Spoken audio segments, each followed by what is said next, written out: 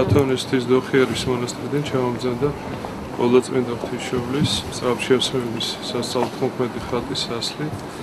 მას წავაბრძანებთ საპატრიარქოში მის უწმინდესობასთან, შემდგომში გადავაბრძანებთ სამების საპატრიარქო ტაძარში. შაბათ-კვირას უწმინდეს შეასრულებს წირვალაცვას, ხოლო შემდეგ ეს ხატი წაბრძანდება ზუგდიდში, სადაც დაედებს სავანებს ახლად მშენებარე საკათედრო ტაძარს.